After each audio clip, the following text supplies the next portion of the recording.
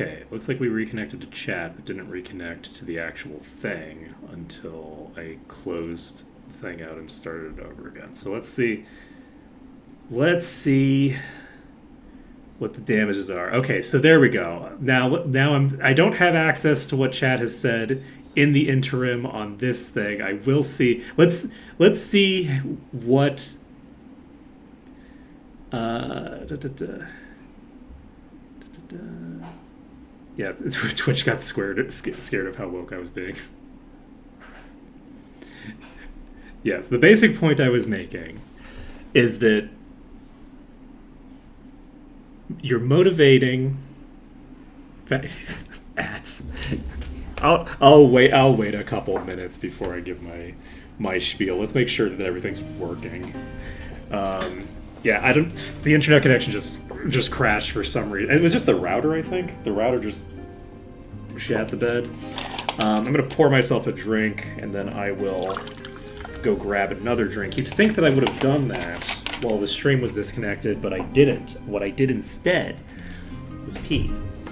I did the opposite of what I'm about to.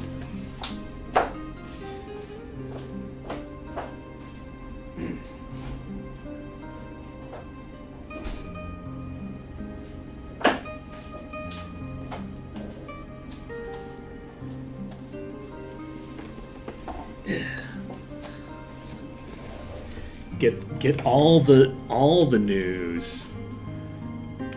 All the news about eye drop care. That's not care for your eyes using eye drops. That's care for your eye drops. For only... Alright, well, that's a funny thing to come back to. For only $59.99, you can make sure that your eye drops live in the lap of luxury right up until they live in your eye.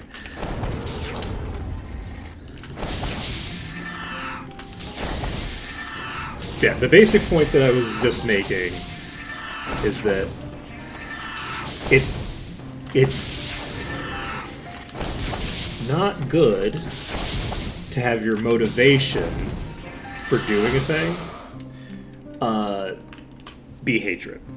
You can hate people. Look, it's fine to hate Hitler. You can hate Hitler all you want, right? But when you're making the decision on whether you invade Germany or not, if you make the decision based off of whether you hate Hitler or not, the motivation is fundamentally a corrupt one. That motivation cannot be the motivating factor. And you have to be real honest with yourself about it too, right? You have to be brutally honest with yourself about why it is that you want to do the thing, because it's real easy to come up with some reason other than how much you hate this person for why it's okay to do this thing to them, right? And so it's best to just not hate people in the first place, like legitimately. That's the one quick trick is to just not hate people. But that is coming from a position of privilege where I have a very easy time not really hating people. I just don't have that strong of a... I don't care about other people enough to hate them that much. I just, like, I get angry about things. I don't necessarily get that worked up over, this person is, a monster very easily. That's just not really my motivational structure. I'm that way with systems and not really that way with people. But, like, actually, even then, I don't, look, all of my friends talk about how every conversation they have with me is about how much I hate capitalism, and that's just not true.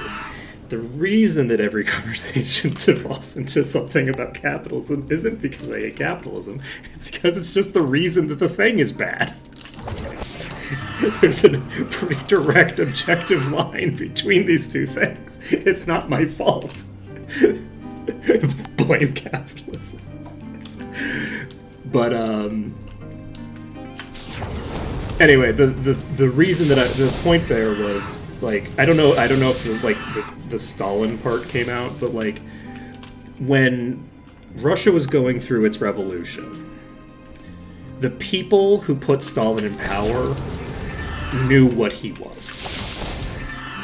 They knew what he was motivated by.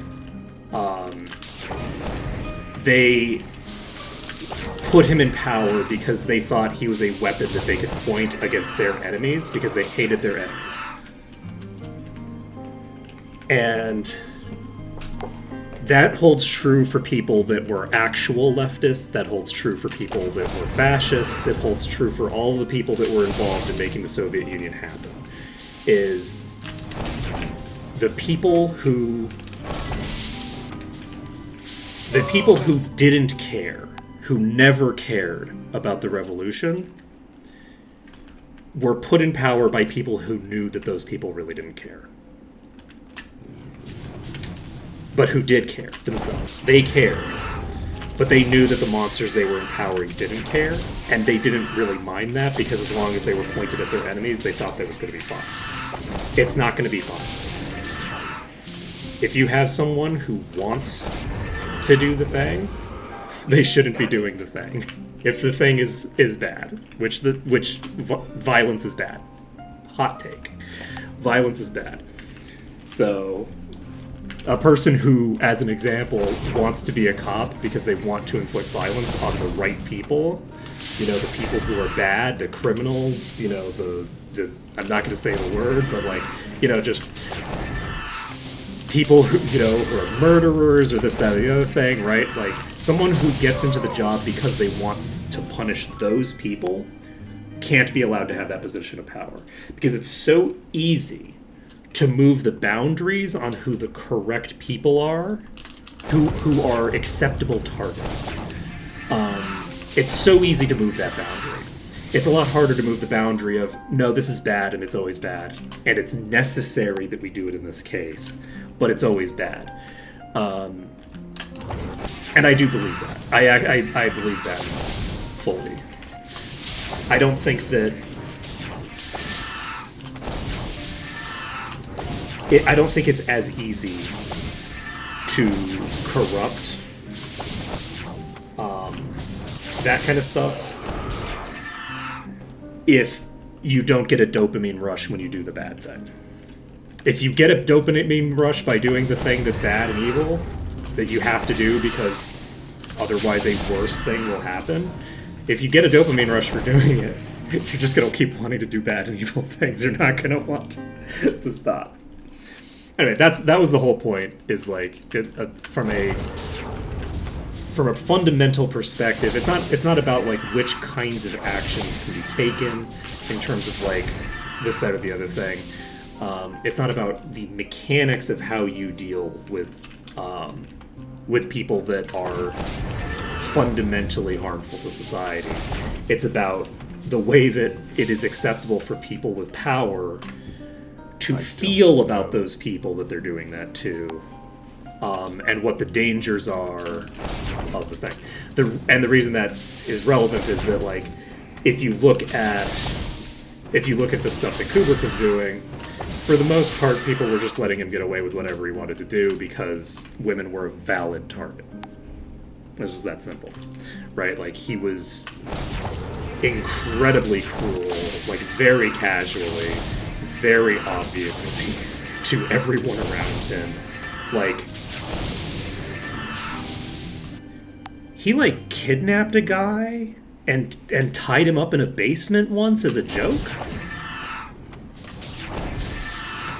I believe I'm remembering this story correctly. Like, that was a prank he did in school. Or maybe, was it a prank he did in school? Oh! And after feeding him a laxative, he poisoned someone. He poisoned and kidnapped a person. Okay?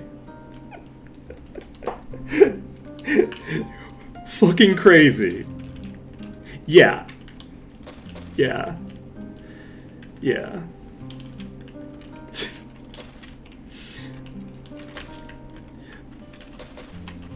Yeah, so, like, people like that want you to believe that in order to make good art, they have to do crazy, monstrous things to their performers.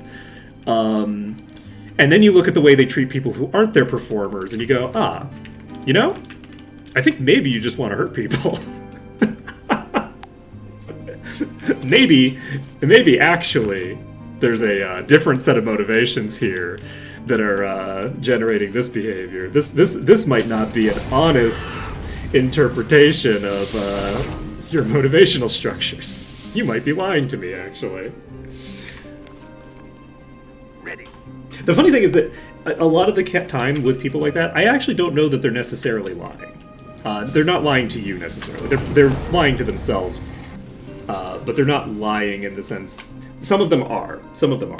But some of them are just unable to look at the fundament. Did I just hit for 16,000 damage with a firebolt? What the hell just happened? I guess that's Fire Magic Grand Mastery, baby. Wait.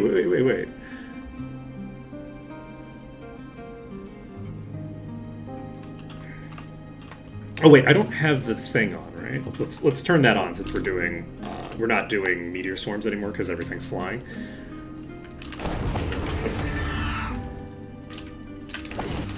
That's incredibly rude.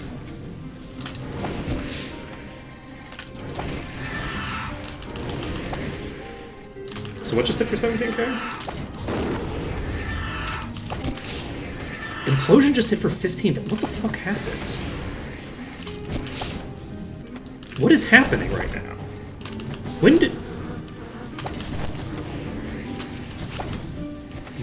did Mina start hitting this hard?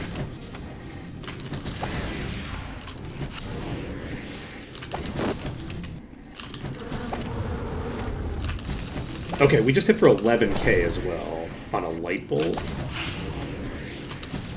Acid burst. Let's see.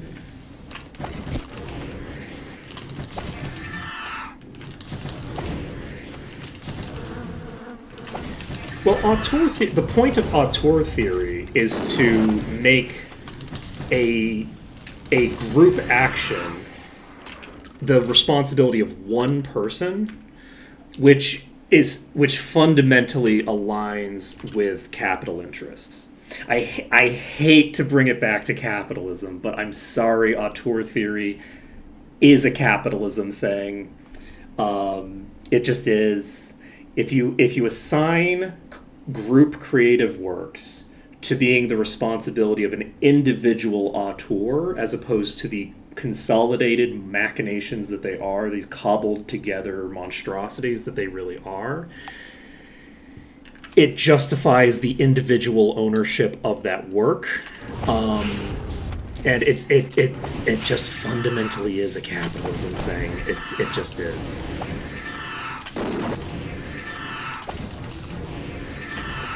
Because if there's only one artist, if there's only one person that is the creator of this group project that's being done, you just give them a partial ownership stake. They are now a capitalist. They're no longer a member of the proletariat. They have the same interests as the people who own the company. And it's very easy. You haven't really changed. There's nothing that changes, right? By adding them. Whereas if you have a situation where art is collectively owned,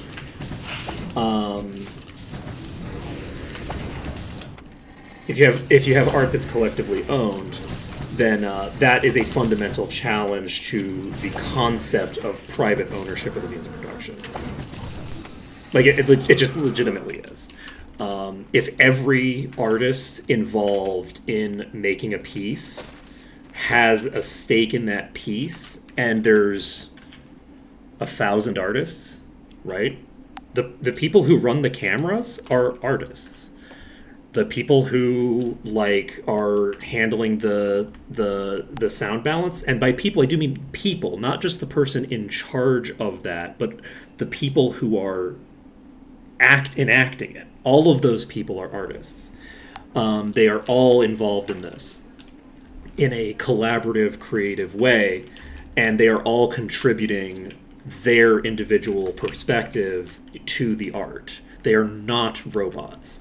But by treating them like they're robots, treating them like, oh, the only person who matters on a film set is the director, everybody else doesn't matter, it makes it real easy. It makes it real easy to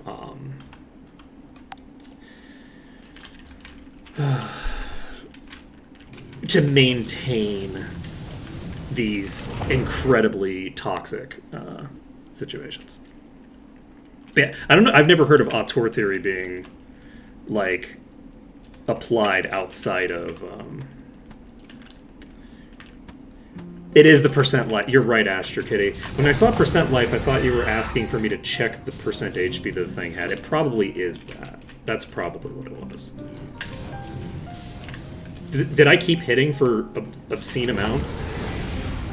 When no, because I was hitting for the light bolt was hitting for a truckload too. The light bolt hit for 12k, and the light bolt is coming out of someone who doesn't have a percent damage. It's possible that I zeroed out its defense, its resists. Let's see how much damage I hit with blades for. Yeah, the blades only hit for 2400.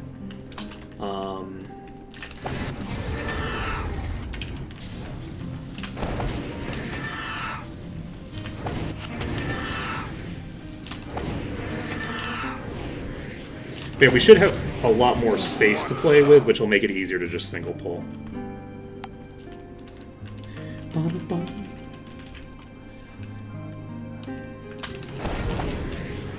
Yeah, the narrative that gives Elon Musk credit for the work of the literal rocket scientists that work at his company that do not take their orders from him and in fact are just like doing the rocket science, that mentality is the same mentality that applies in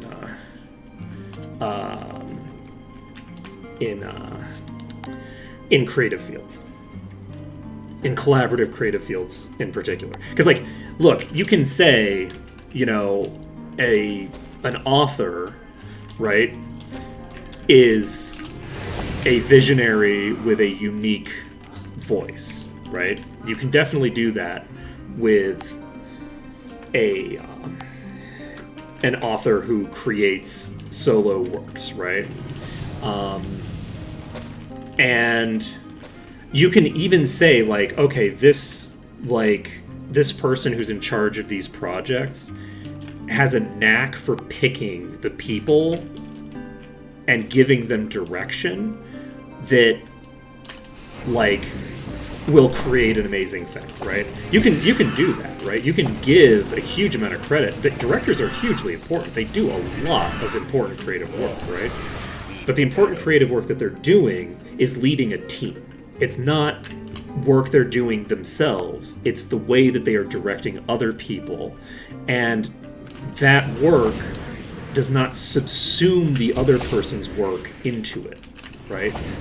The value that they are presenting is, I will allow the really cool people who are great at making good things happen to do that, right? And it's not that you're just getting out of their way, you are actively enabling them. Like, that's a core component of like collaborative work, is getting the right people in the room and having those people work together well, and this, that, or the other thing. Some of which is on their own individual talent, and some of which is on this sort of like management team.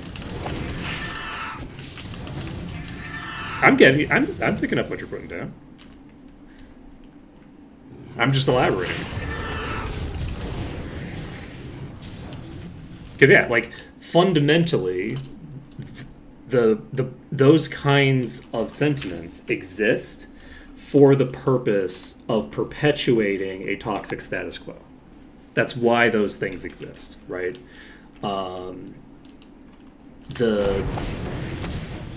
They're not incidental. Like, it isn't incidental that they cause that. It is the reason that those sentiments exist in the first place.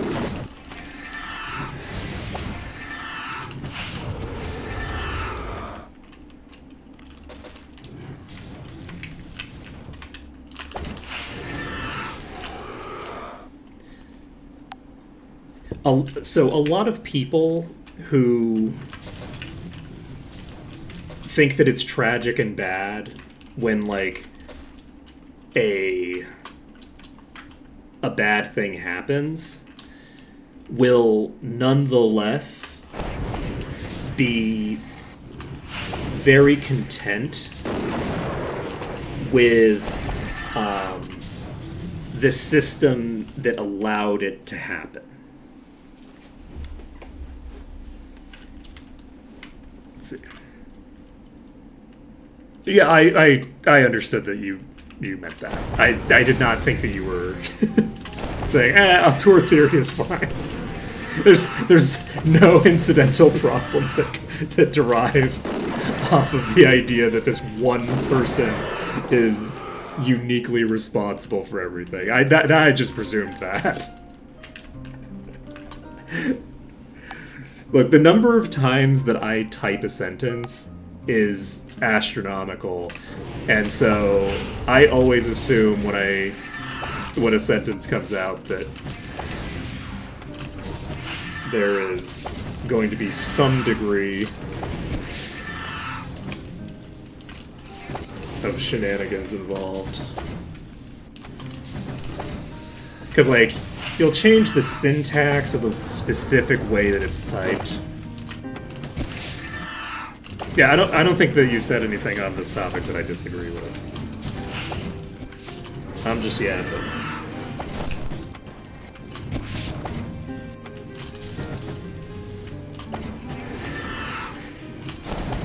Okay, we're gonna pull out because I'm out of mana. Okay, so we have this adamantite. We're at 94% now. I don't think we've gotten weakness so far.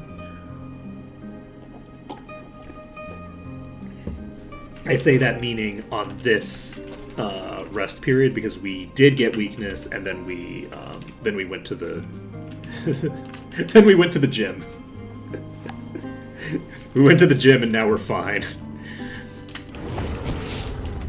Man, how cool would it be if after a week of intensive training you felt incredibly energized, and also that week of intensive training took a few seconds.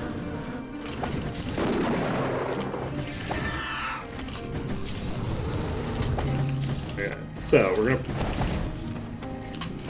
pop this.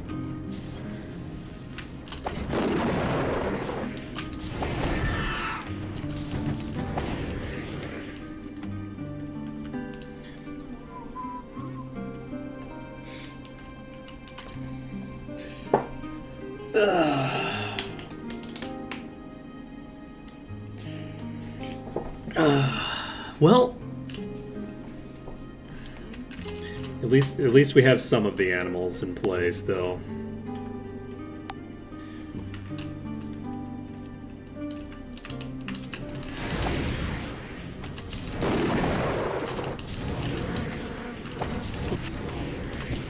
From the numbers, got the 5.5, 6.7. Very rude of you to force me to run out of mana like this. Why do you have so much HP? It's almost like you're really high level or something. I don't know. Beats me. So where was the master trainer? Because we found the...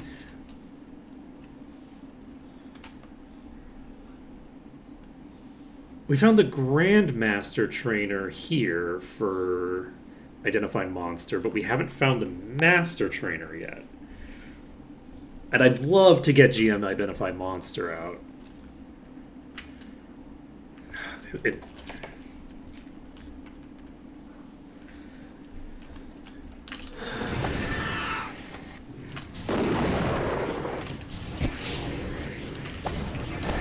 gotta be somewhere. I think Asher Kitty mentioned that it wasn't in the patch notes.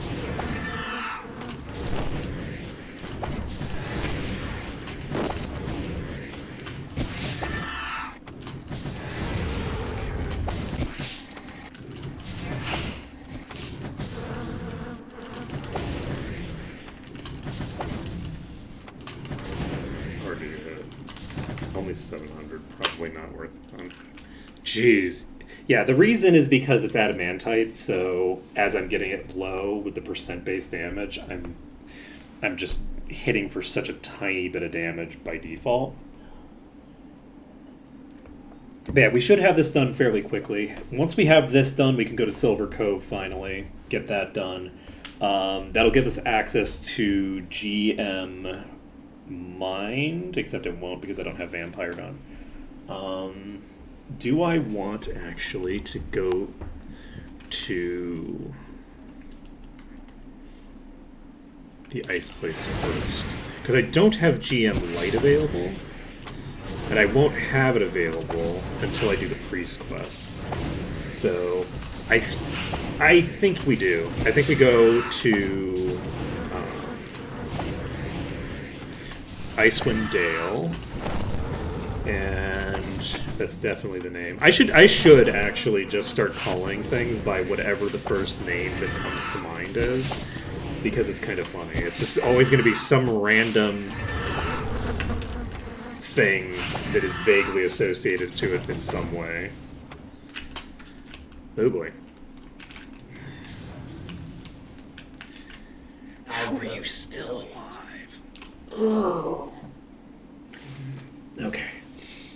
I'm so happy. Imagine if we were trying to kill this without a percent damage legendary on us. This would be a long fight. This would be a very long fight. I haven't seen one before. Saving this, popping in. I think we have enough. I should probably... Fuck. I tried opening my spellbook, and my character was not off cooldown, and so they couldn't open up their spellbook. Alright. Yes, swapping to the thing that gives me more mana efficiency is probably in my best interest. I just hit for 128 with an Incinerate. Love that for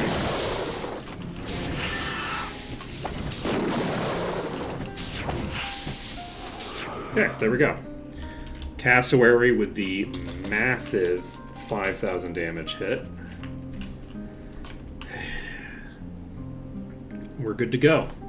We're slowly filling up our inventory. We're at, what, like 2 or 3 more of these packs, probably? Oh, is it just the one, maybe? It might actually just be the one. Oh, fuck. That was silly.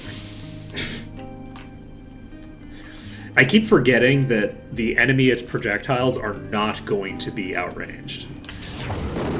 So when I back away like that, like my muscle memory is just like, okay, we're done. We're far enough away that the thing will hit but not actually impact. And that only happens to my projectiles now. So it's not a valid strategy. Okay. Do we go for the solo gold? I think we do.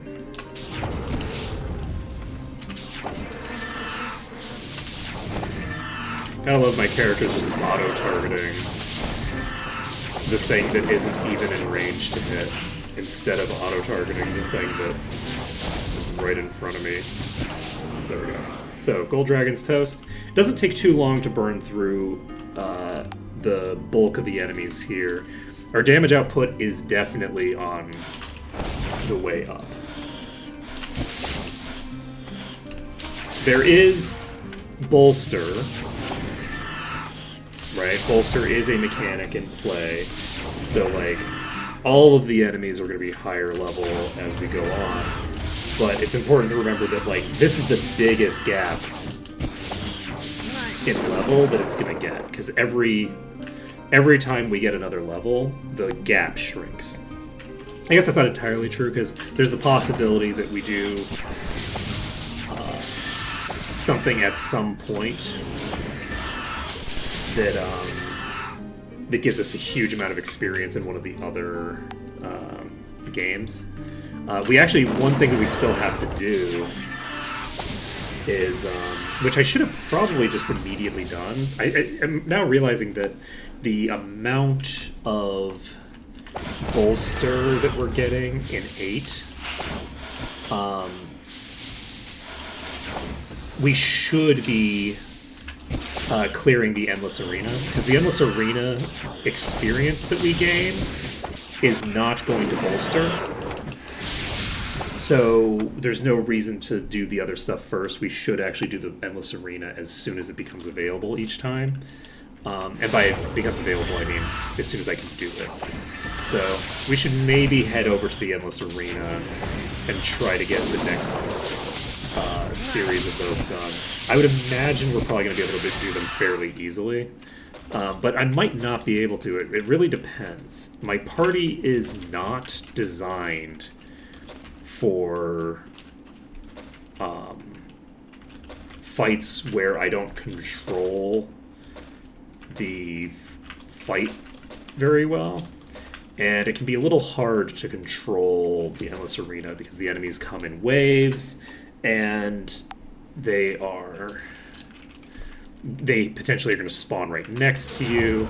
Like, there's limits to the amount of control that you have over the pack, but we'll see. I'll probably be able to do enough damage that I can wipe through a lot of the really early stuff, but we'll see.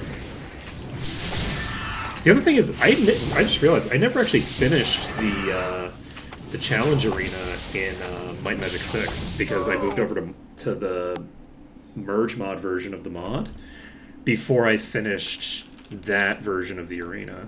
That's something that I need to do at some point. I need to get around to that. I'm gonna just pull back.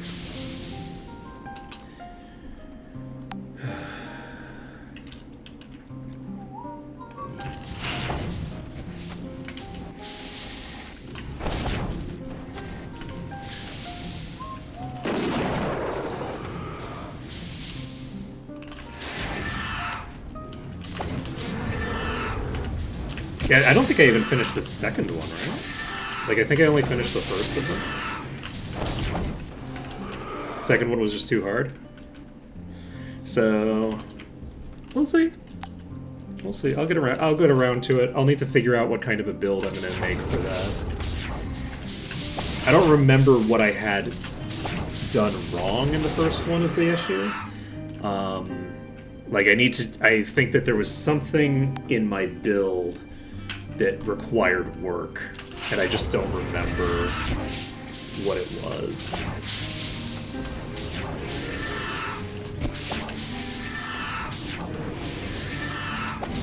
Whoop.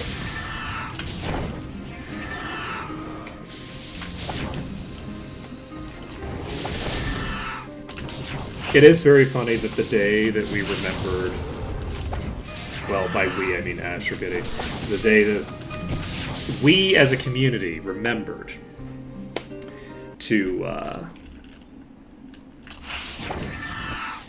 ask Malekith for things. Malekith the I think that's funny. Wow, I just rotated so far that I literally flew straight into that projectile. I rotated 180 degrees into the projectile. That was delightful. There's only 3 enemies here. I really need to get my shit together. We gotta get our shit together. This is embarrassing.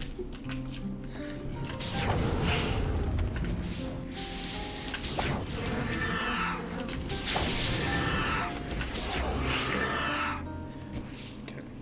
So those projectiles can't hit.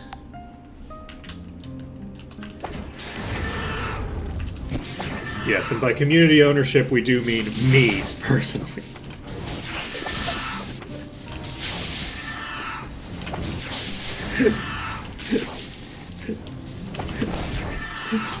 As the person who is solely responsible for all the good things in this community and has no responsibility for any of the bad things that happen. This is a limited liability stream, okay? I gain all the benefits and take all the accolades and none of the risks of being canceled and or social responsibility. God, what a great fucking scam. Imagine the just chutzpah to make a limited liability corporation a reality. The idea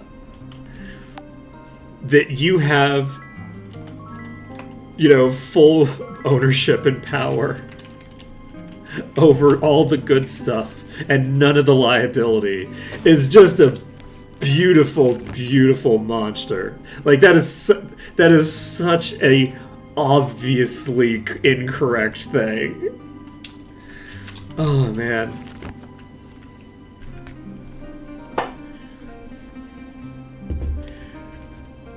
What if we created a thing where if it makes money, we make money, and if it loses money, we don't lose money?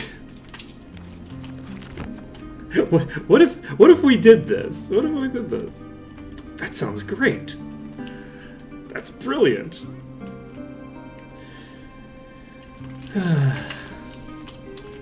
A genius idea. But yeah, this is also the thing with with rich people, is that people will act like the most baseline, incredibly obvious thing is genius. Of well, what if I did this thing where I get to print free money very easily? What if I did that? People go, that's genius. It's like, no, it's not genius. It's just illegal, usually. And then it becomes legal because we made it legal for you to do this. But, the reason nobody else was doing this is because it's illegal, not because nobody thought of doing it before. That's the... When you see, any, modern, ideas that tech bros come up with, every modern idea that they have is not genius, it's just illegal. It's just that the law has not technically been made to apply to the specific medium that they are doing it in, but in every other context it's illegal, right? Loot boxes are illegal everywhere else. Pachinko is illegal in Japan in every other context. All the things that you work off of for these extremely high value, low effort properties, all that shit is just, oh yeah, this is only legal in this very narrow context. Anytime you do this generally, it's illegal. Jump. Ooh, that is a lot of speed and a lot of attributes. This might be valuable.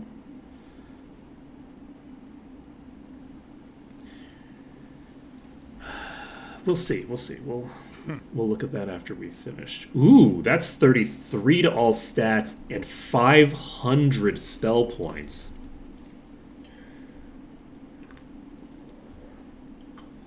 And air resistance, but who cares about that? No, I have too much. Who gives a shit about air resistance? Okay.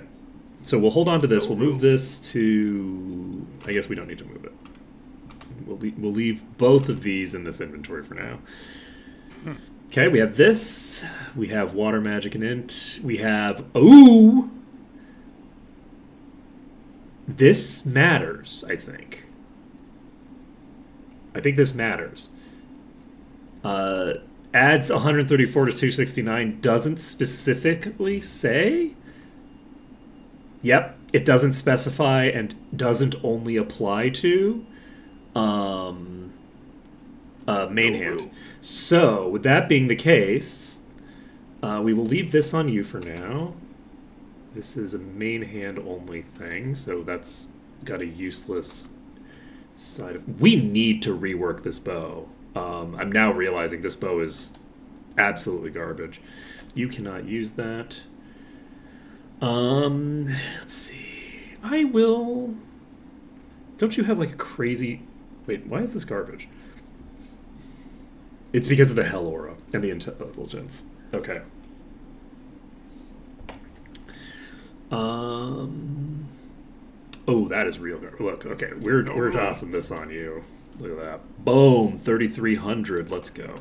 The reason that this is so low, by the way, is because we don't, like... It's, like, not registering what spell we have, I think. So it's, like... Just like, oh, okay, well, you know, with no spell, you have this much magic power, or something like that. This item's weak. Alright.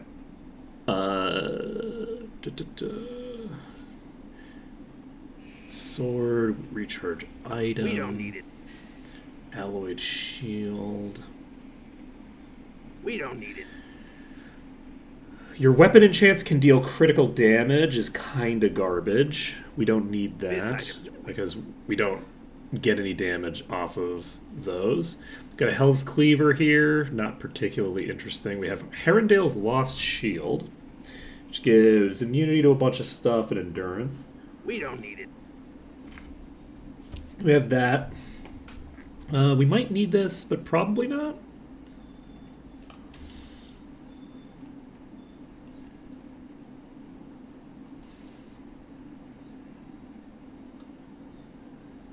Gives us some speed, at least. Is the speed the only reason that it's giving me that big of a boost? Yeah, whatever. Okay, we're going to just plop that on for the hell of it. And we've identified everything in here. Shield, helm, luck and hit points. We don't need it. Armor. That would be really useful if we cared about durability at all. Jump. If I gave even a slight Jump. amount of a crap.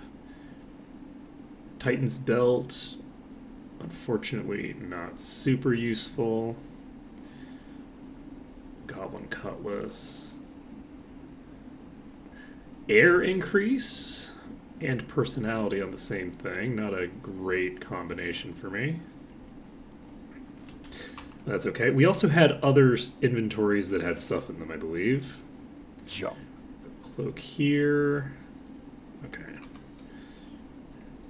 Was it you? Yes. We don't need it. So we have a spear that we don't care about. We have this, which is something we don't care about.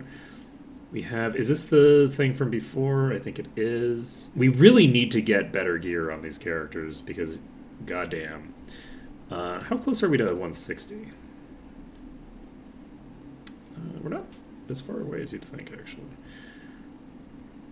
We need to figure out if we're going to rework... Oh, right. The reason that I haven't reworked this is because I don't know if whether that's an effect that we care about or not yet. Let's see. Okay, don't need to worry about you then. We don't need it. Double luck and endurance. Okay. Emerald Island map. Interesting. So this would just be... I'd just have to kill all of the fireflies for this. Monsters reflect 10% of magic damage. That's concerning. That's a little concerning. That might be very reasonable to do. It might also... no, it's not going to be reasonable to do, right? I would need to have a place that I can lock them in for that to be reasonable. The fact that they are ranged attackers makes that explicitly a very unreasonable thing to try to clear. Yes, that's not reasonable at all. It's the opposite of that. Oh, grants 500 experience. Let's see. I've never actually used these potions. The Transcendence potions, I completely forgot about them. Let's see here. What is my goal now? We have the spellbook for Lloyd's. Okay, let's take a look at I have this. too much. Is this an upgrade for you? No. It's an upgrade for you. Yeah? Do I want to get rid of my legendary boots? No, this is the character. This is the one character that I actually care about durability on, actually. This is a technical upgrade. So we'll give you this. We need to... Oh, we need to get dagger up to 8.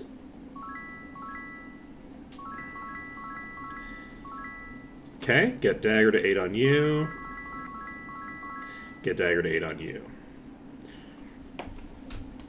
When do I want to stop investing in dark and start getting everything else to master?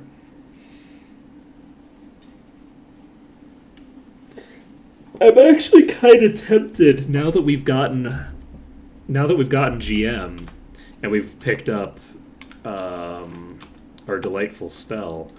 I'm actually really tempted to just be like, you know what? All dark. Don't even worry about it. So we'll see. We'll see what we do. Okay, do we have some shenaniganry we can do with crafting?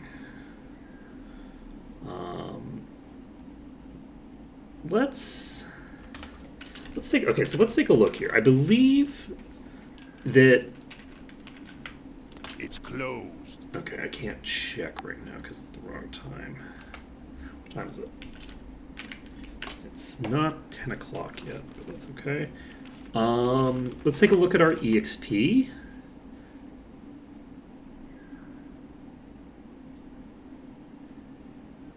We are very close now. So in 2 levels, we can go to Might and Magic 8. We're almost to the point where we can finish Garrett Gorge. How crazy is that? We've finally gotten to the point where we can go back to Might and Magic 8. Though, funnily enough, it depends, because does it make more sense to do the thing? Maybe. We have Air Mastery on you. We don't have Air Mastery on you. Do I want to pick up Mastery?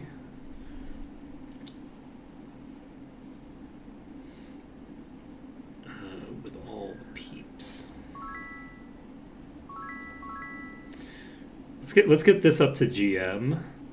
Do I want to pick up Mastery on you? It's probably efficient to do that. I can pick up Mastery fairly cheaply. Like, it doesn't even take everything to be able to get Mastery with all of those. We might not even have the skill necessary to do it. Meditation is at Master. I didn't get Meditation to Mastery. Again, I do this to myself. I will eventually remember that I have 20... I need to get to 20 meditation. I had 20 meditation on everybody. Except the person that can actually use it. Okay. And one of the people who can also use it, but that's beside. I have too much. I don't think I need to worry about that item. I think that's not something I need to worry about right now. Air plus 11. We have this ring here.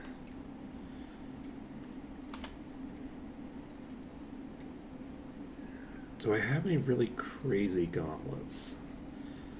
No, right? Don't laugh.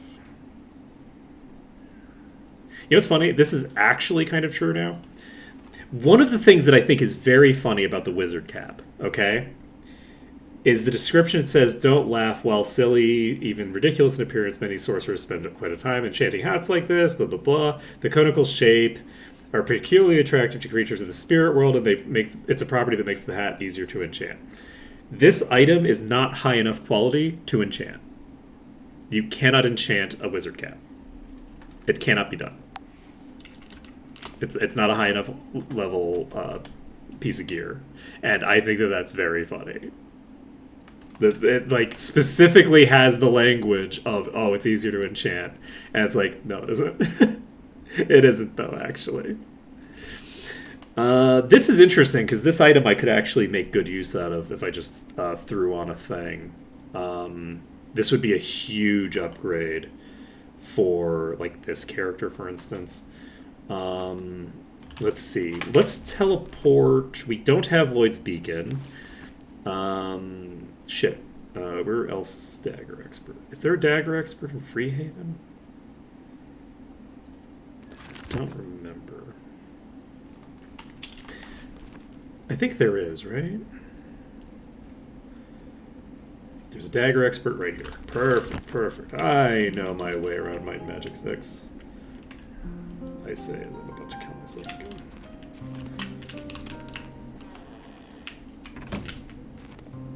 Okay. So where was that? Oh, it's over here. I know my way around Might and Magic 6. Okay, so we can pick up Expert Dagger with these two. Now, we have another item slot available to throw things into. You have a stick at the moment. It's real garbage.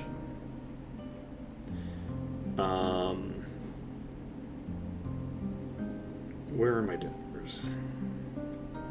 We have this. We can't equip it at the moment.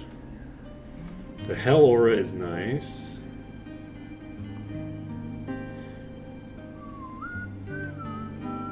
Oh, right, because we have GM now.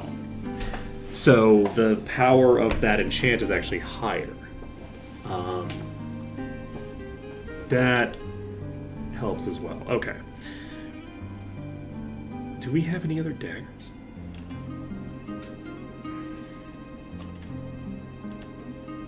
Where'd all our daggers go? Didn't we have, like, spare daggers? We have that one, but we can't equip it yet. We have this one, but we just picked it up and it's garbage. Do we turn in our amber? I guess we should turn in our amber, right? Since we're right here.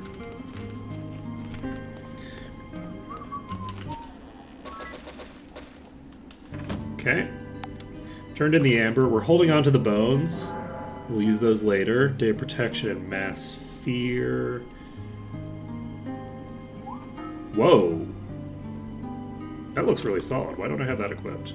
Is that not an upgrade for anybody? I mean, it sure looks like an upgrade for you. Looks real dopey on you, but them stats look good. Okay, so it doesn't need to be a dagger. It can also be something else that we can equip. Did I sell that good mace? I think I sold the good mace. Oh, there we go. Here's at least one dagger. And this is a dagger of Ascension. What are you using? Okay. Okay. Plop this in our offhand. Okay, going from...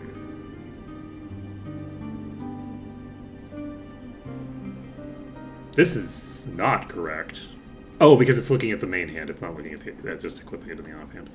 Like, that is a lot more than a 3% boost. Let's see. We have this club that we can use soon. This will be real nice to equip. Because it doesn't need to be dual daggers. Let's see. We could equip this and then move the resist reduction item, which I don't know which item it is, and I don't... Maybe it's not even on you in the first place.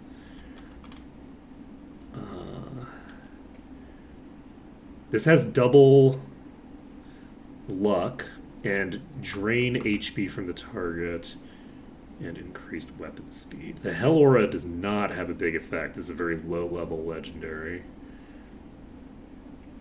It's going to be very nice when we can equip this.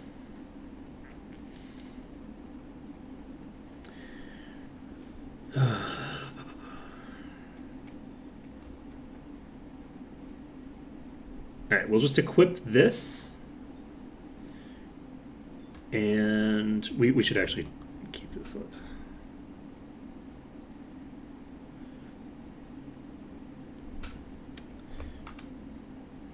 Oh no. Can't do those waves. Waves are dangerous.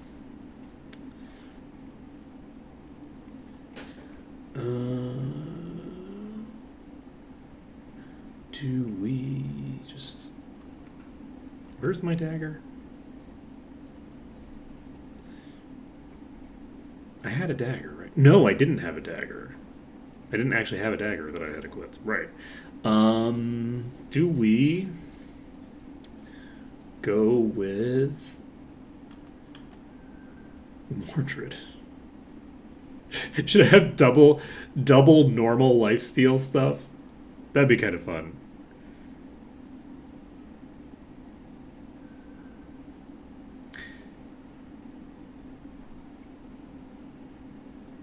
That's an unusual direction to take that.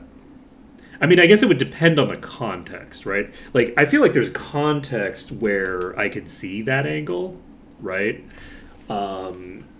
Because people dog whistle all the time, right? But like, there's not a lot of contexts that I would. I mean, I guess I'd have to look closer at the image, but I don't think that's the thing, right? I guess it would depend on whether it's been picked up by the far right, which I don't think that it has been, but it could have been. I don't know anything about. You know what? Maybe I am better off with just the one. Is this staff that has no enchantment just automatically superior? It may well be. We'll find out. Let's see. We're 345. 425 with no enchant. Should I put an enchant on this?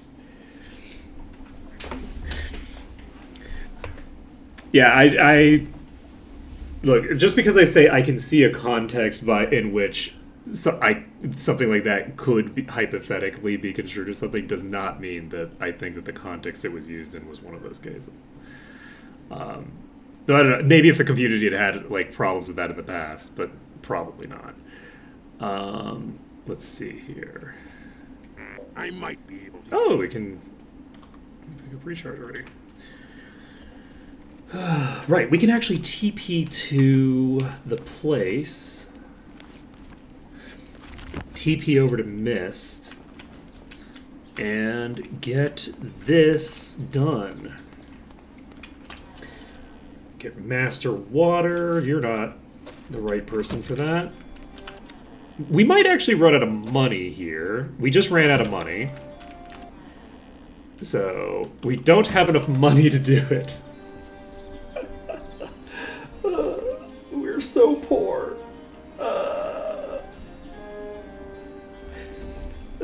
That's fine, though. I think that Mastery of Fire is not as relevant as the others. Let's see.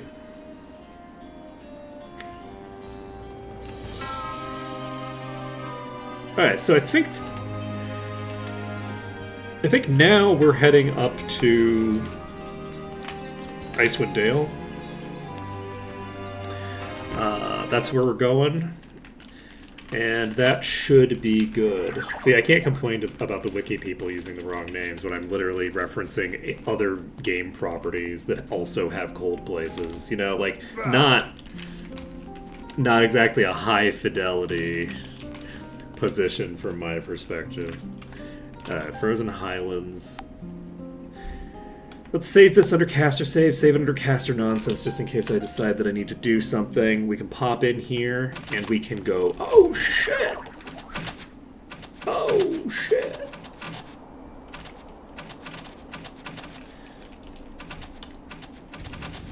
Again, I'm not saying that it's the case. I just think there are contexts into. I am very like,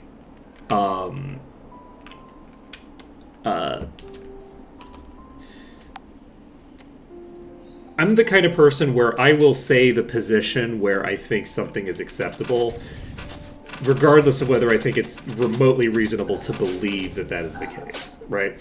Just because a situation exists wherein something happens doesn't mean that I think that there's a remote probability of it being the actual situation that's at hand. To be clear.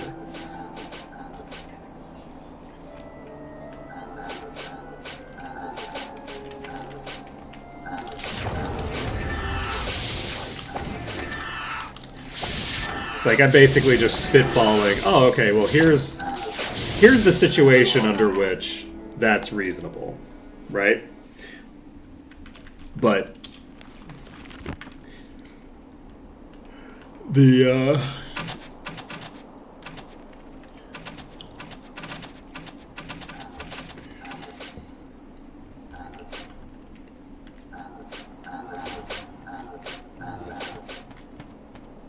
it's more like from a theoretical perspective than anything.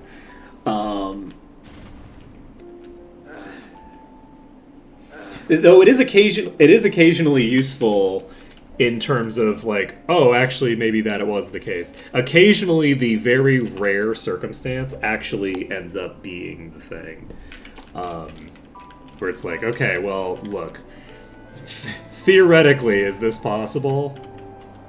I mean, actually, wait, that explains things very strongly in this particular very strange case. It does happen, it's just not common. Let's see here. And it's not the reason that I'm doing it. I do it because it's like, oh, okay. Let's have a discussion about it. Boom, boom.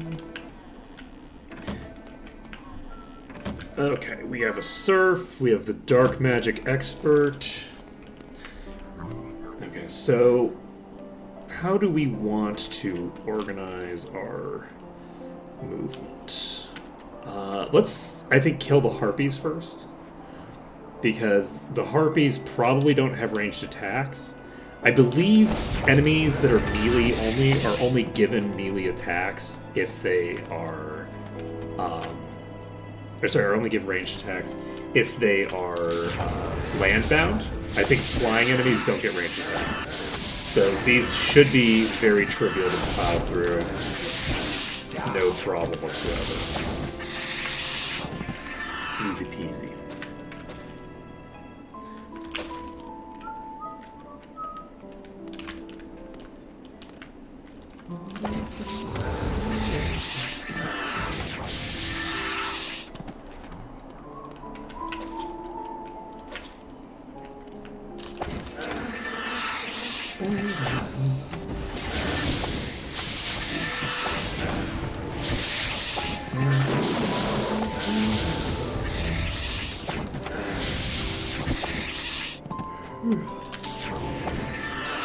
I have a suspicion that after Elon did that, which was a very explicit and direct and obvious sig hail, I think that there's a lot of actions that were taken by people that were absolutely not that people would now like assume are if it was done now, right?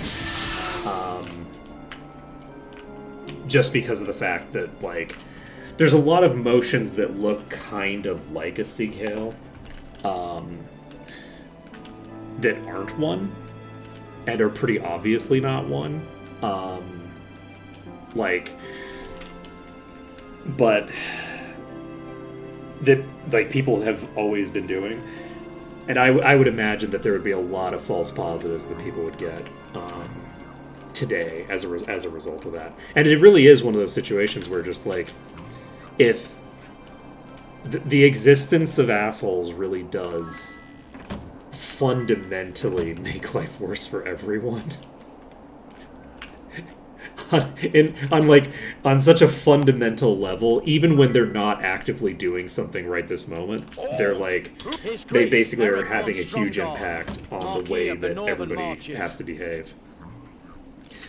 The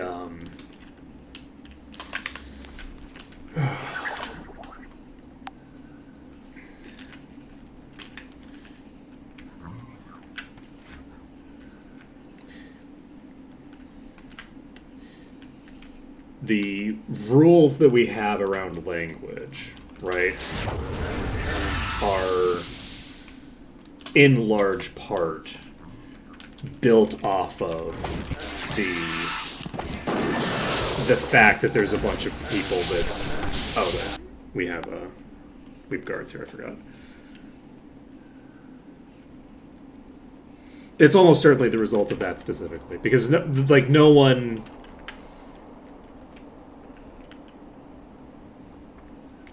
No, I don't think anybody has been seriously contemplating the Sig Heil as something that anyone does in the modern day. I mean, I guess it would depend, because presumably in Germany, they would probably be a lot more specifically aware of that. But most neo-Nazis aren't really Sig Heiling all the time, right? It's not like a common thing for them to do, because they're trying to go incognito. So they're not doing anything around that. The kinds of things they're doing to communicate their position are not the same. I guess sometimes it's certain far right rallies that you'll have stuff like that, but I don't consider it a major part of the political discourse, at least in America, until fairly recently, right? It really is as a direct consequence of, the white nationalists doing the Nazi salute, until that happened, I just don't think that it was necessarily on most people's radar. Because there's a specific type of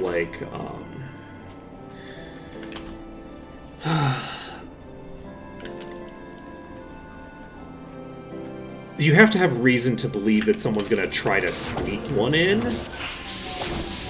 to have a desire to do that. It has to be on your mind, and I don't think that it's on most people's minds. But again, if the streamer is European, I actually don't know that I necessarily. And that changes the math on that quite a bit, actually, because I don't know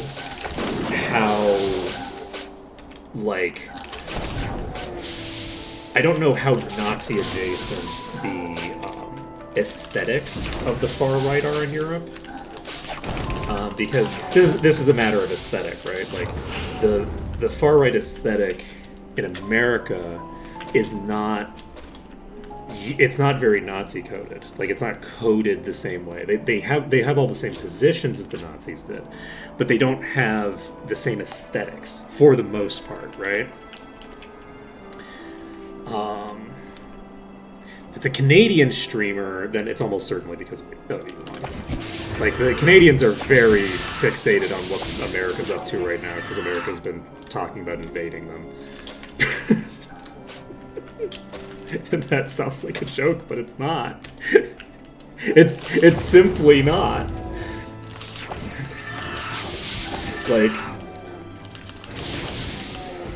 It's just I think every Canadian creator I have followed has, at some point, made some comment in the last, few months about, wait, the Americans want to invade us? And it's no, I don't think pretty much anyone wants to invade Canada, but Trump loves talking about it, and the fact that he loves talking about it means that it might happen anyway, even though I don't even think Trump wants to invade Canada. I don't think he wants it. It's just something he's talking about because it's fun for him to talk about. What he wants is for Canada to just do everything that he wants it to do. I think that he would love a bloodless annexation of Canada, but I don't think that he wants to invade. Again, that's not to say that he wouldn't do it. It's to say that that's not his desire. His desire is through innuendo to get Canada to go, you know what? We would actually be better off under the glorious rule of our God Emperor.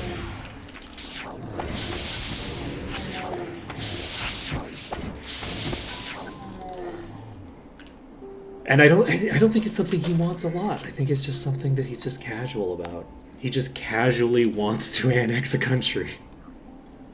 That's not a thing you should be casual about. It's just not. Like, you shouldn't be casual about it, but it's a... I don't want to be political, but I would prefer not to be annexed.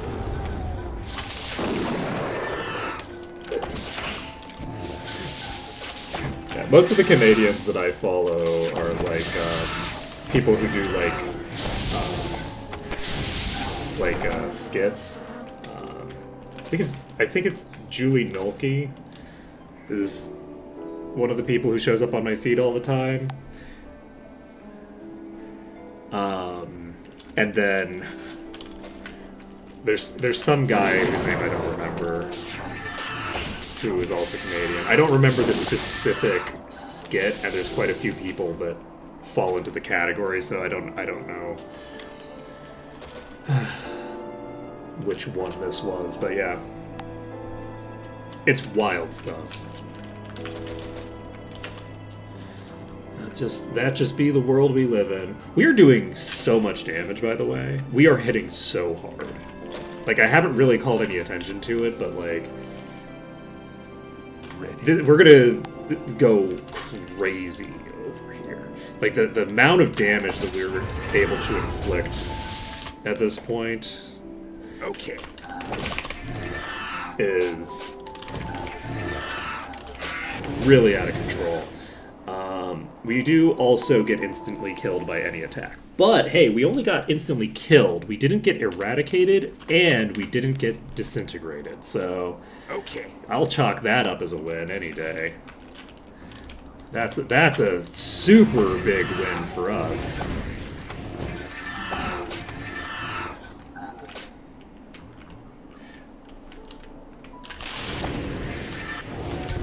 Yeah, it's kind of rough. One of the situations that's so like shitty about all this is like you have like people who are perpetually like I hesitate to say perpetually offline, but people who are just like not politically engaged, who are still politically disengaged, which is a decent number of people in Singapore. And it's like, it's very difficult because it's like, oh yeah, this is a wild situation that we're in over here. Like, for those who don't know, like, ICE just arrested a comptroller in New York, which is not legal. They don't have the ability to arrest citizens. That's outside of the legal purview that they have. So they're just like out here doing all sorts of fun and exciting things. So I don't know if we ever got that press conference on the upcoming war with Iran that. And I say upcoming, the war has started, but as far as I'm aware, last I checked, it had technically only started,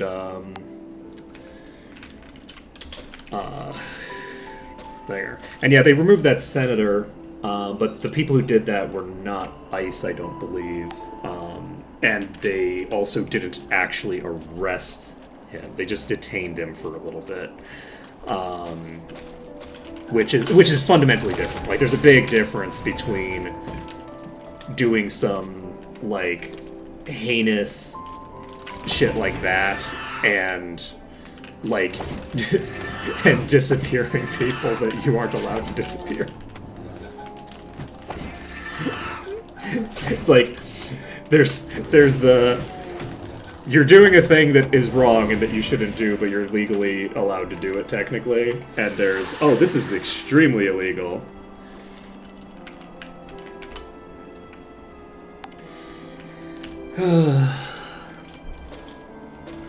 Yeah, it's rough times. It's rough times.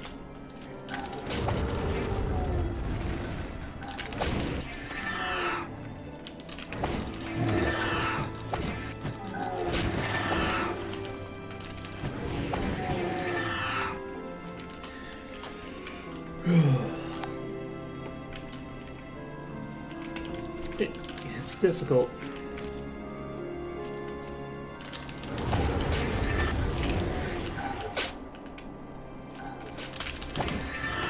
But yeah, as a reminder to anyone in the U.S. who can get out, you should. If you have an out, your company has a place outside the U.S., like they have an office in a different country, or any other. If you have access to a way to get out of that country, you should. This holds true for everyone. This is not just for people who are specifically targeted. This is like everyone should get out that can. Well, that's not actually true. Look, if you are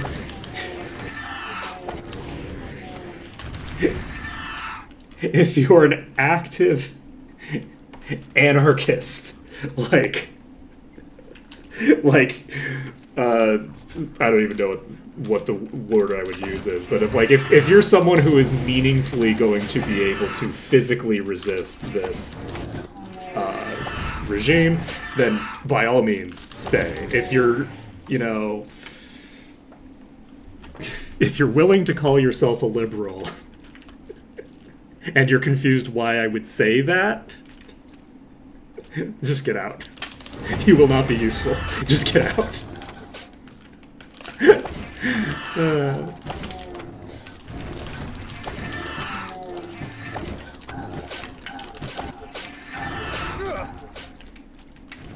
And I think that that's a reasonable line to hold.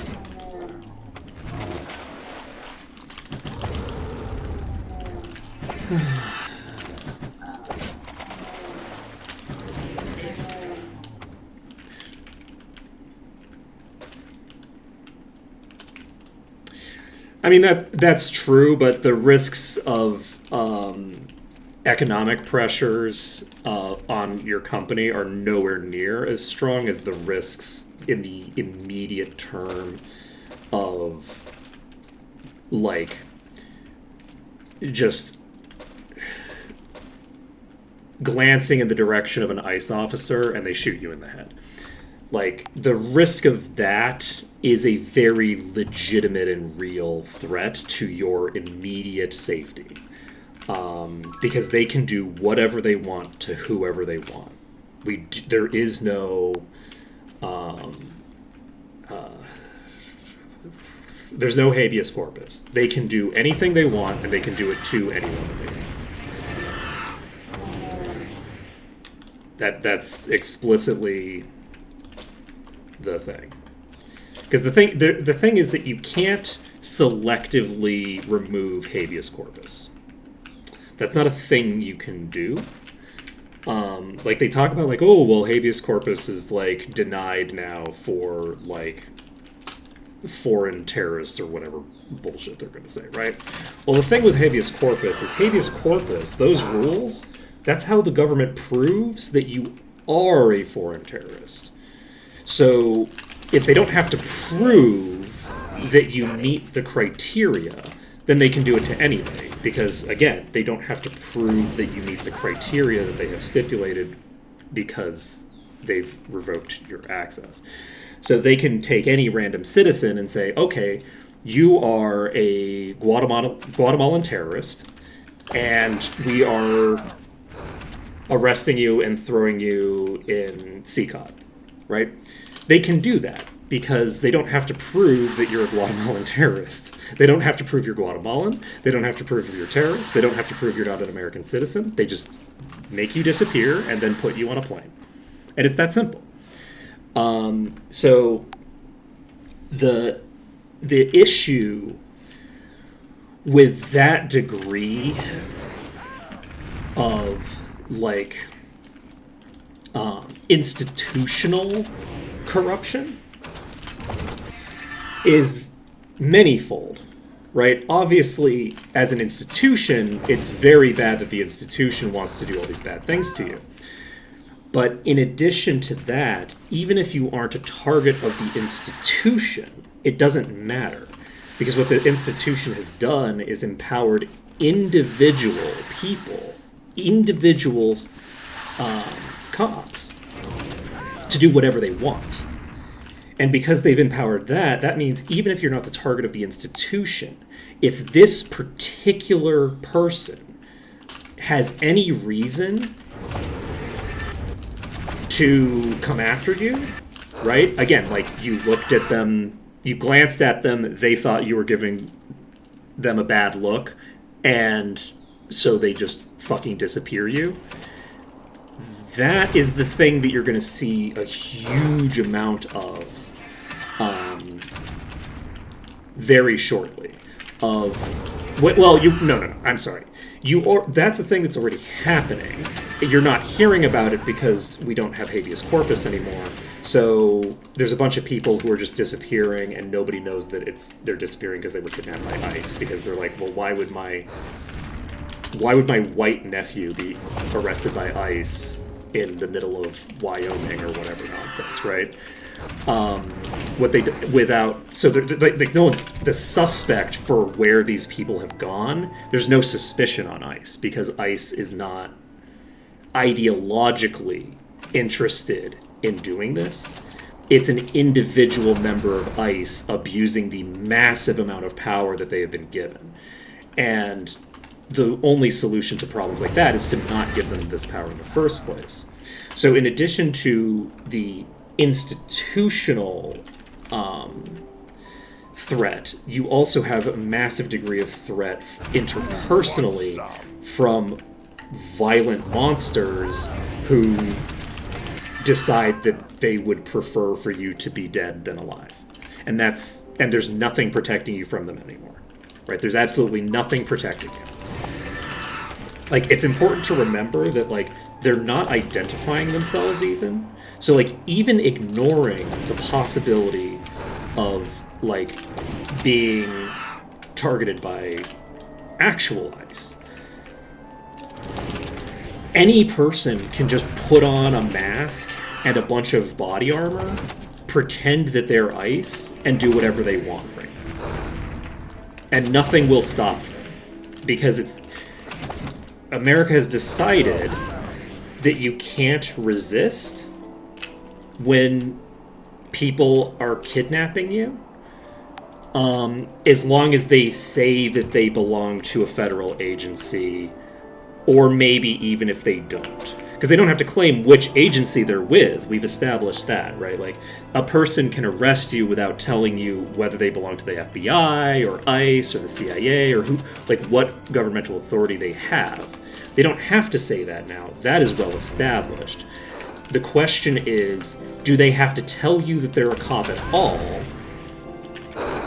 in order for their kidnapping to be considered an arrest? Because if they don't even have to tell you that they're with any enforcement agency, like, they don't have to acknowledge you at all, they don't have to speak to you, they can just kidnap you. Any person, without even bothering to lie about who they are, can just kidnap you.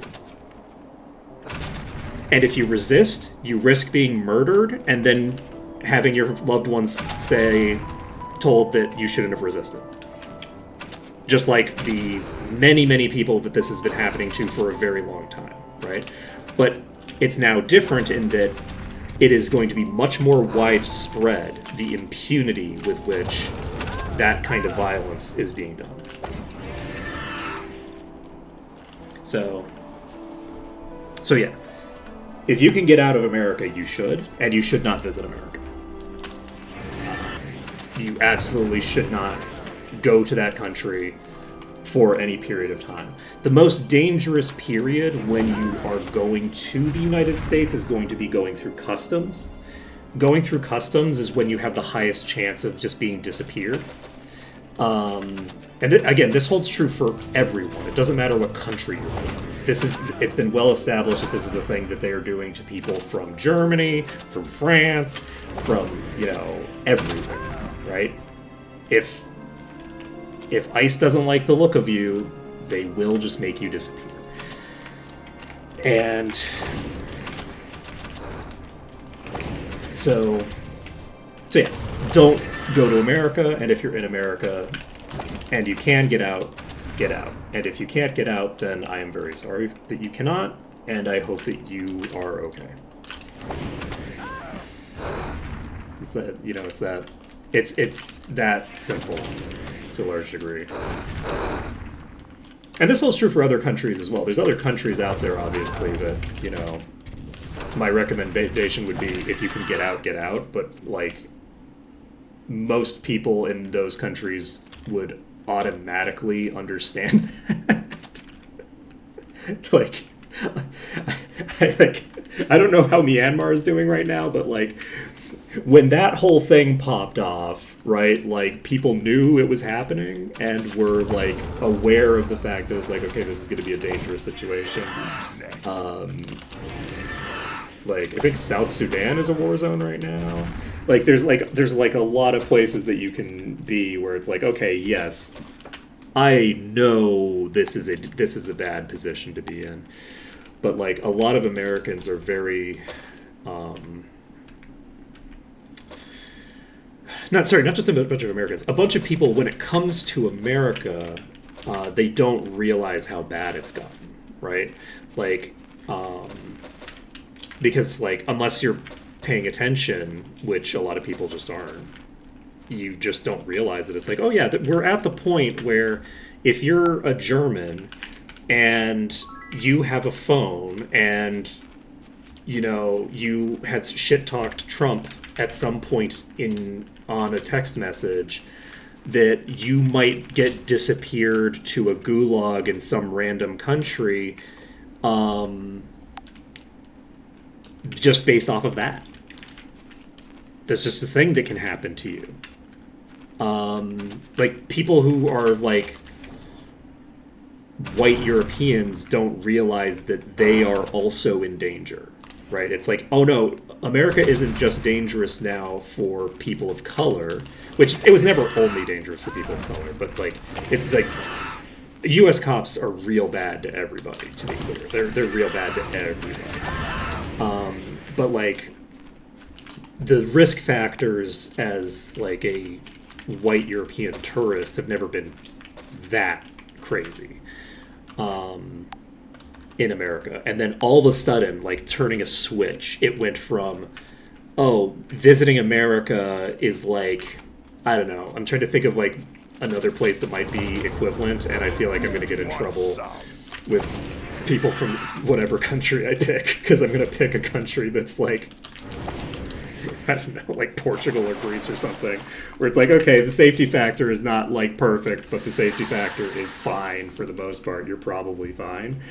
That's how I would describe America until very recently. And then, like, flipping a dime, it's like, okay, now visiting America is like visiting North Korea. That's not an exaggeration. Like, that's what the threat that you are put under when traveling to the United States is. The government just deciding that they didn't like a thing you said and making you disappear. Right? That's the world we live in now. And that's a hard shift to parse. Especially because of, like, how, like,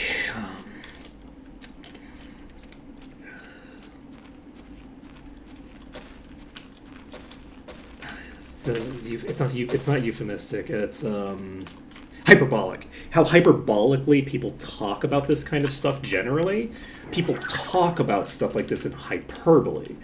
They're not, when people say, oh, it's like going to North Korea now, that used to be, like, hyperbole, but now it's like, no, there's, like, nowhere else on Earth, really. Like, maybe Thailand, really not China. Like, China's on a lesser level than these places, but, like, places where, okay, if you have ever written a social media post, but that's the thing, right? Like, even if you're talking about, like, a place like Thailand, like, they're not checking your social media, right? You're just not supposed to shit talk the king in the country, right? And they probably won't disappear you. You'll probably just have a lot of problems, right? Don't, like, so, like, the nature of the threat has been established to be so much higher than in, like, any other country. And it's without any laws explicitly about it, right? You don't have any warning of this from like, oh, okay, so like in Who wants some? in the UK, it's illegal to shit talk the monarch. Okay, like you can't shit talk the queen. You don't have freedom of speech. I guess there's not a queen anymore, but like you can't shit talk the king. That's just not a thing you're allowed.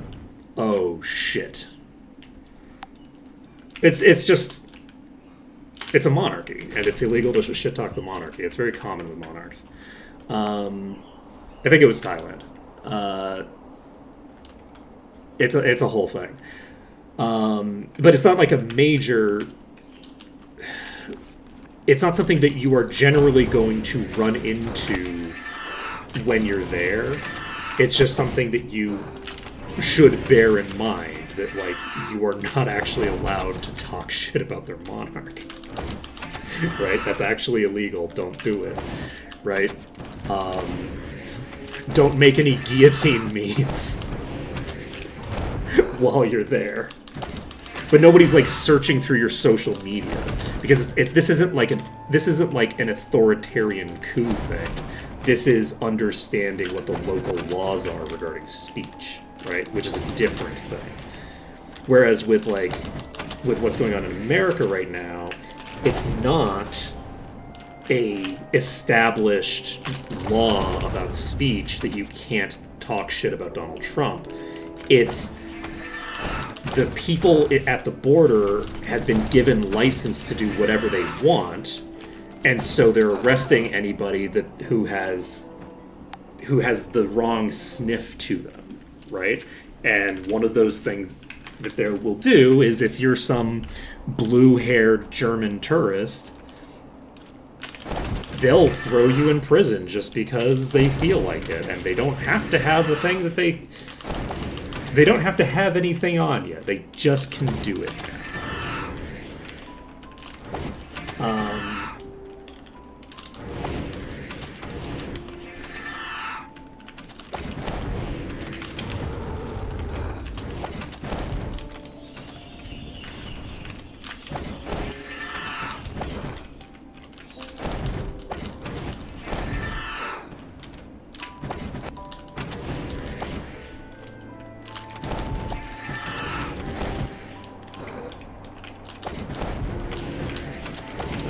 Sorry, I'm focusing up on killing this archer because I don't have the ability to just fly away, and it is very fast, and it just killed me again as it died.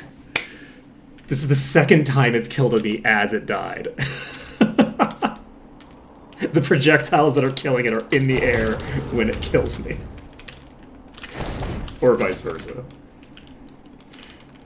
I have a strong death pact with this archer.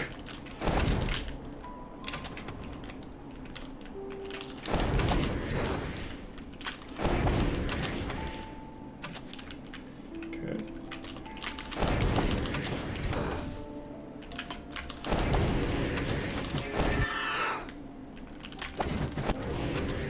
Okay. Luckily, they do have a very long animation. I actually could probably walk away from you to save right now, and I probably should, since the number of times that we have... Oh no, I can't now.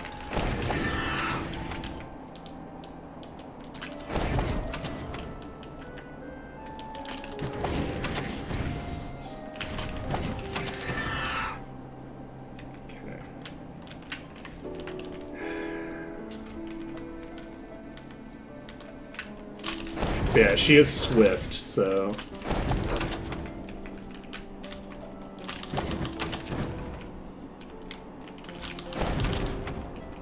How are you not dead yet? I feel like I've blown so much more mana on you than... There we go.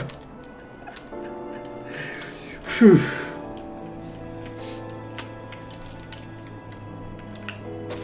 Yeah, no, what I was focused on is, like,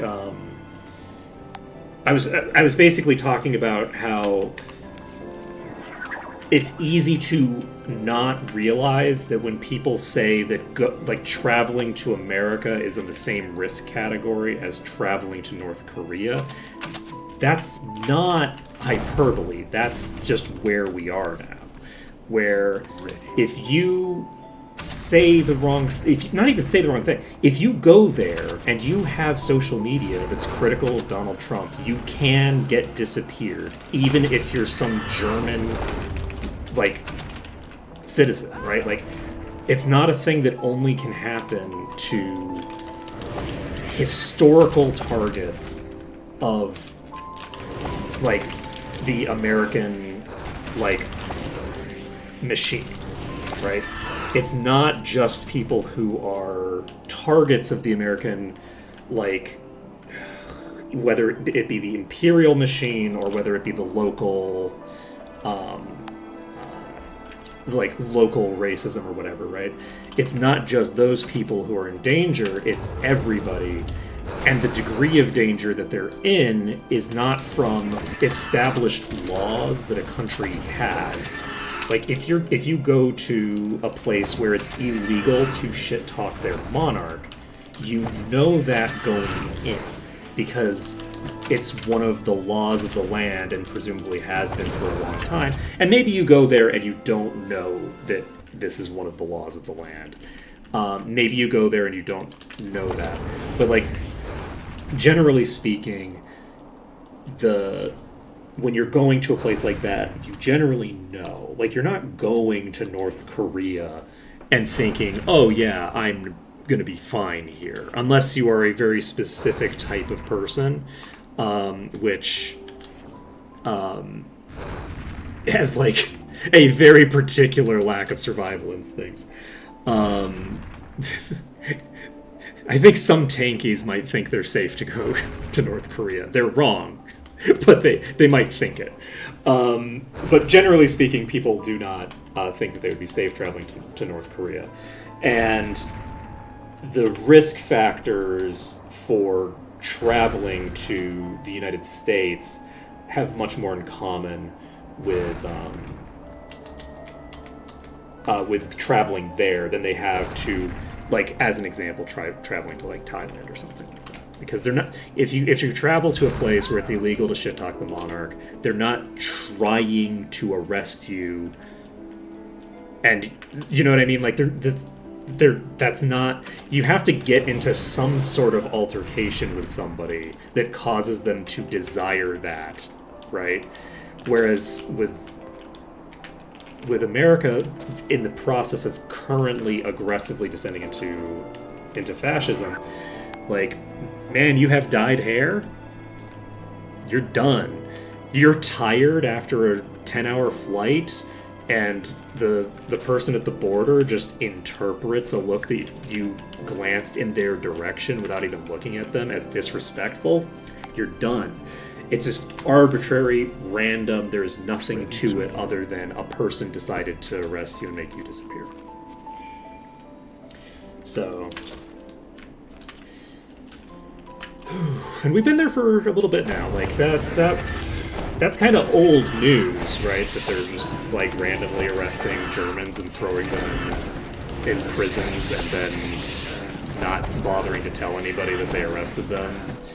And so, like, the only people we know about who this has happened to, the people we know about, are people who had people they were traveling with who saw customs take them. Those are the people we know about. It's happening to more people that we just don't know anything about because they just don't tell anybody.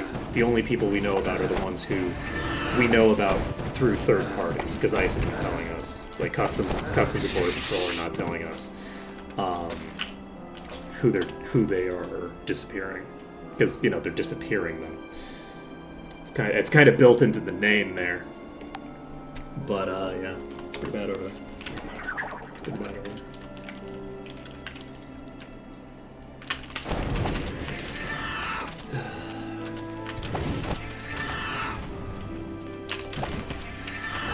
Want some?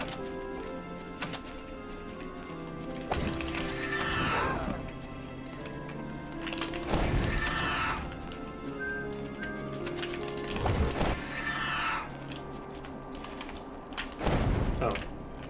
I don't have Meteor Swarm active. Let's go ahead and just cast that a bit. Just cast that up real quick. It does immediately trigger a counterattack from all of them. Which is fine. And you'd think that would be great, because it's like, oh good, it syncs up all their attacks. But actually, no, not quite, because it doesn't actually sync up their attacks.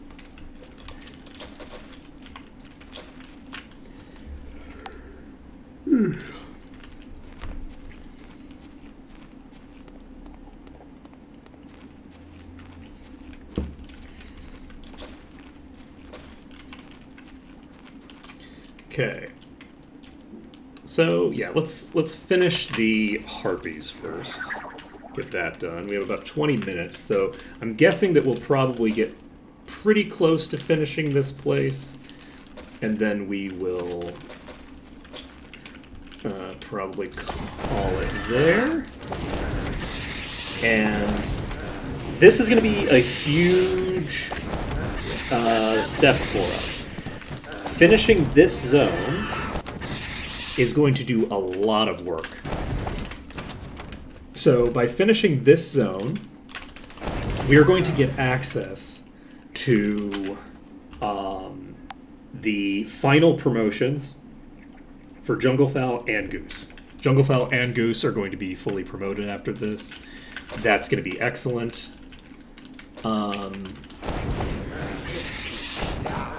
Sleep well, Celestial.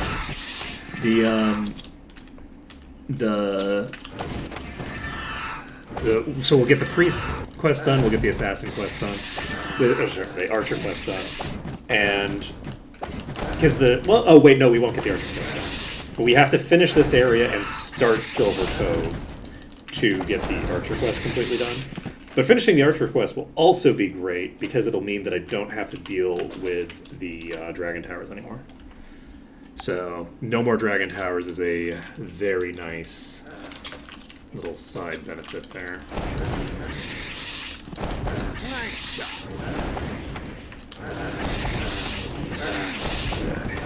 All set. All set already.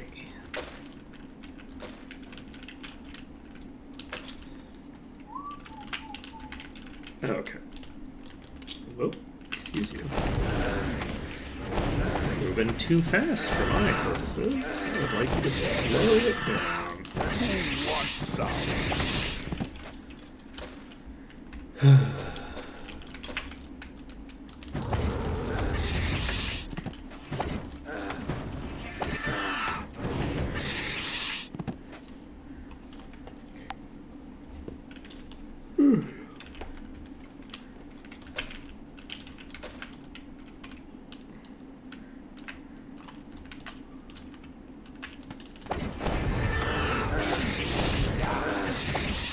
It is wild. Like, we are killing things very fast now. For the longest time, we were very lacking in some of, like, our fundamental toolkits. Like, we just didn't have some of the most important tools that we need for dealing damage. And so now we, like, for the most part, have those tools. Like, some of our characters are still, like, gear lacking, right? Like, we don't have amazing gear on everybody. We don't even have decent gear on everybody, really. But the proportion of characters that have pretty decent gear has gone up dramatically. We're just repositioning a bit, so... Or not. It's gonna be real nice getting that archer quest done, huh? It's gonna be real convenient. Oh, that feels good. That dragon breath hit hard.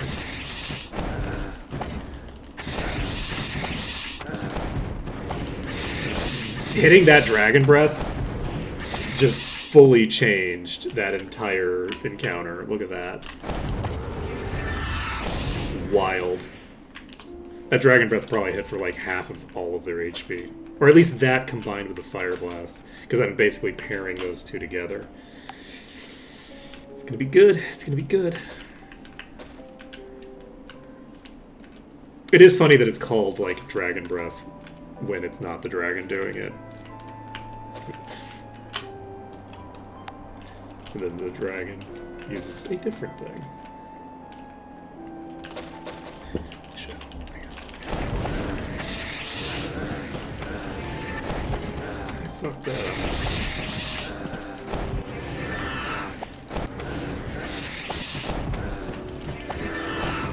Yeah, that fireball hit for 17k there.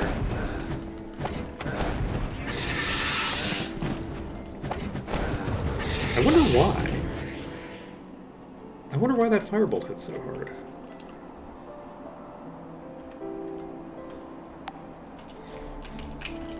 Huh.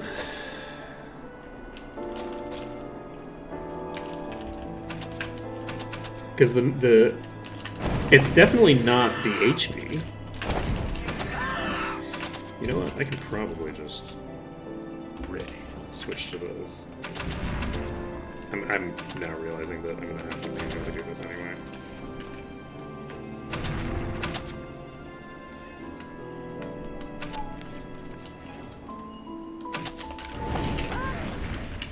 That was fast.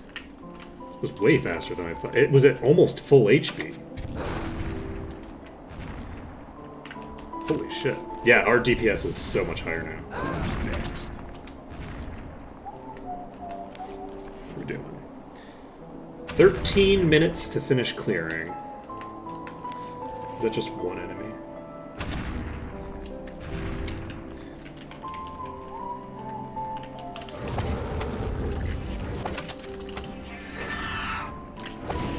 Shit. Alright, there we go. Ready. Okay. Also, we need to re-enable our rotation, save the game.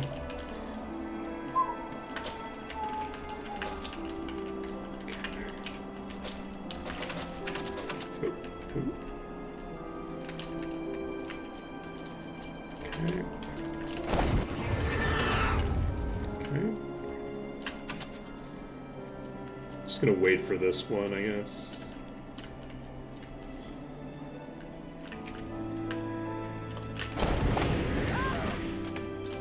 Imagine believing me when I said I was gonna wait. Okay. I wait for nothing. I wait for nothing. Who's next?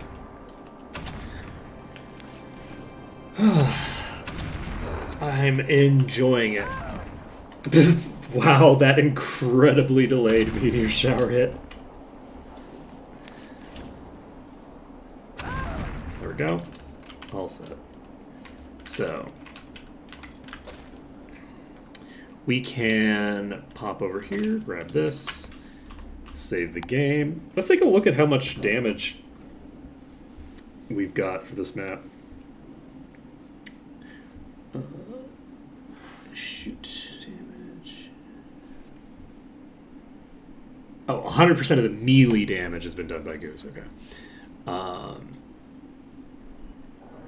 No, not 100%. Yes, 100%. Okay. So we've got about 31% from Mina. We've got 16% from Goose, which is pretty high. Goose is doing a lot with those life drains. Like, way more than I would have expected.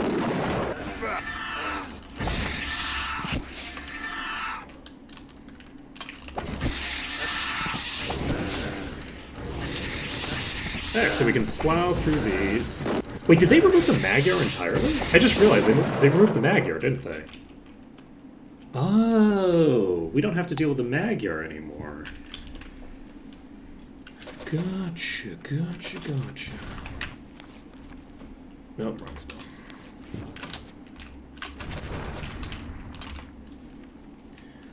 Are you ready to die? Okay, we're at 60-some%. We have plenty of time. We should be very easily able to finish this before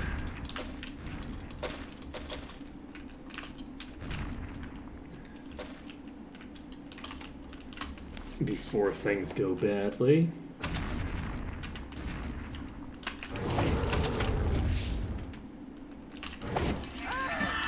Okay, easy peasy. Do we want to just fly down? I think we do. Maybe not, actually. We'll go deal with the east side first. Let's actually get the rest of the harpies dealt with. Mm-hmm.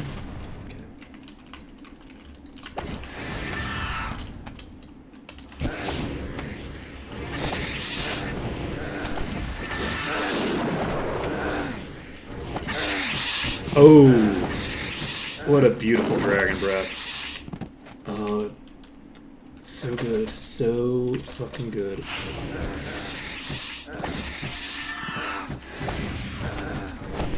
And part of why they're running out of mana so fast is probably because their cooldown is so goddamn fast. Because they're GM now.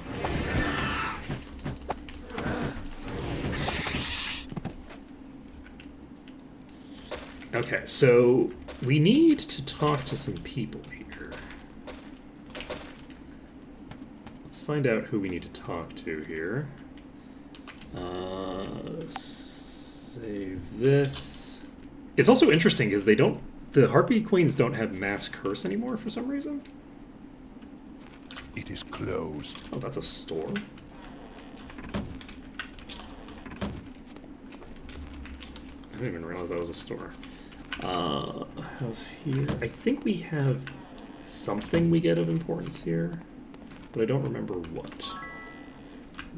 There's Master and GM Leather. Come here.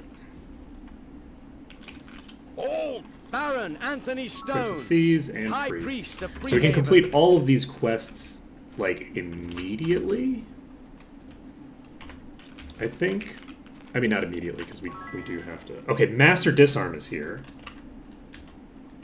We're already a Master. We can't learn GM, so we don't need to worry about the Master Disarm. Master Knife Fighting, which we don't need to worry about on this playthrough. The Rhyme and Reason, which we don't need to worry about on this playthrough. We need to worry about neither Rhyme nor... Meteors! I was wondering if something fell from the sky that night 2 years ago. How about that night tonight? How do you feel about the situation we've been in here? Pair Mastery. Already Master. We can't get GM. Okay. Cannot get It's closed. GM. Okay. So, next on our agenda is to go somewhere. Oh, hello. Yeah, we'll need to pull all of them as well. Yeah, I don't think we're actually going to finish by the time we have to end stream, but we should be able to get a lot done.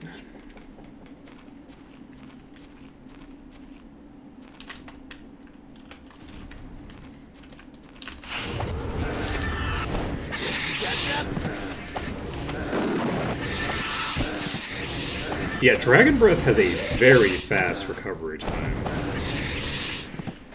Actually, like real fast. That's going to be very good. We should be able to do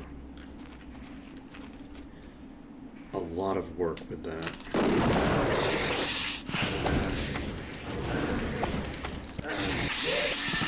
Because we're basically able to burn through our mana bar really fast on that character. So at this point, a major consideration for my damage output is actually going to be... I'm going to die. Okay. I was not expecting to survive. I had no faith. Okay. I think if any of these hit me, I do die instantly, so it's a reasonable thing to feel. I also should check the trainers here, which I can't do yet, but I should have gone in there when I was in the town earlier. The trainer might have the thing that I need. They might have the master identify monster, which would be real nice. I'd love to.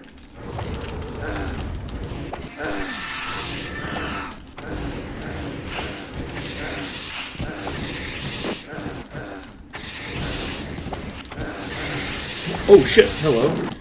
Okay, that doesn't kill me instantly. That actually just knocks me unconscious. So we have found a creature that can't kill me. It's the lowest tier harpy, which will only knock me unconscious and almost kill me. And almost kill me.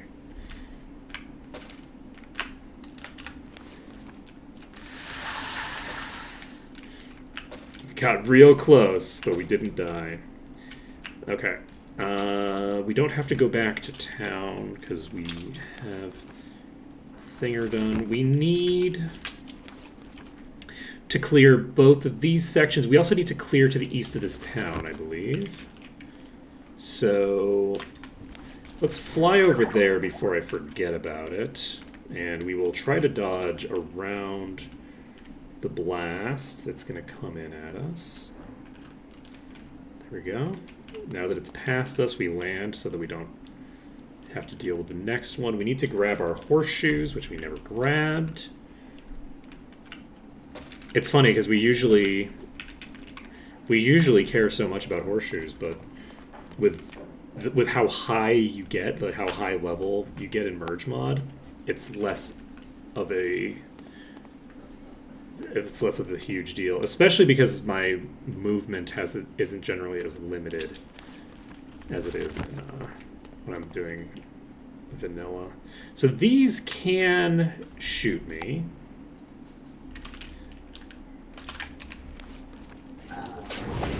It is down.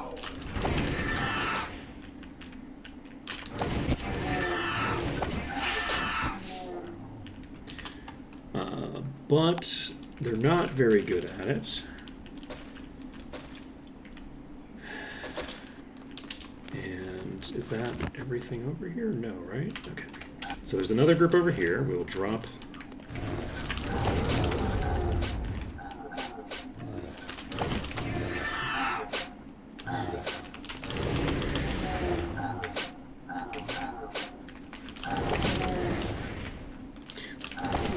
Another non-kill.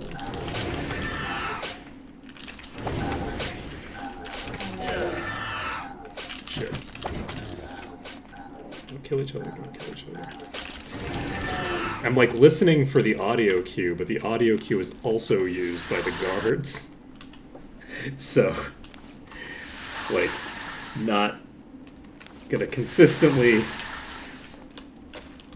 get what I need done. Okay.